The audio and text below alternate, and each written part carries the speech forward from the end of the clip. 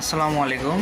তো আজকে আমি একটা আলাদা রকমের ভিডিও নিয়ে এসেছি। ভিডিওটা হচ্ছে যে আপনার ক্যামেরা, ডিএসএলআর ক্যামেরা, আপনি কিভাবে শাটার কাউন্ট চেক করবেন। হ্যাঁ, বেসিক্যালি প্রতিটা ক্যামেরারই একটা শাটার কাউন্ট থাকে।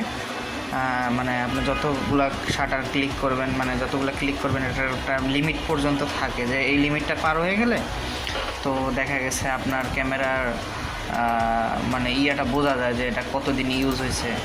লিমিট পার হওয়ার পরেই আর কি মনে করেন এটার টেম্পারটা এমন না যে লিমিট পার হলে নষ্ট হয়ে যায়। তো যেমন একটা প্রতিটা জিনিসের একটা ওয়ারেন্টি থাকে, ওয়ারেন্টি পার হওয়ার পরে যেমন জিনিসটার ভ্যালু কমে যায়, তো ওই লিমিটটা শেষ হয়ে গেলে তখন একটা হয়ে যায়।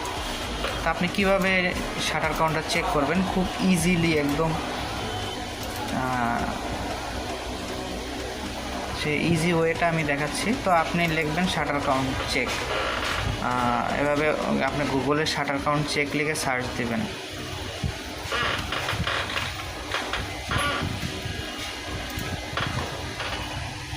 দেওয়ার পরে আপনার এই যে প্রথমে একটা আসবে, এই যে ক্যামেরা শাটার কাউন্ট।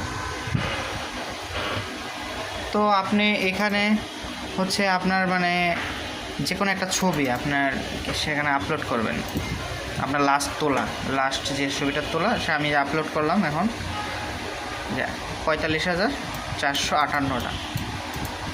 এই আমারটা প্রায় 50,000-এর কাছাকাছি হয়ে গেছে। আমার ক্যামেরা ভালো একটা ইউজ হয়েছে। তো এইভাবে আপনি ক্যামেরার শাটার কাউন্ট চেক করতে পারবেন। তো আপনার মনে করেন 50,000-এর নিচে হলে মোটামুটি ধরা যায় যে এটা একটু 50+ হয়ে গেলে আবার বেশি হয়ে যায়। আবার কিছু কিছু ক্যামেরা 1 লাখ থাকে, 1 লাখ 2 লাখও থাকে, যে শাটার কাউন্ট পর্যন্ত নেওয়া যায়। তো আপনারা এইভাবে শাটার কাউন্ট চেক করতে পারবেন। ধন্যবাদ।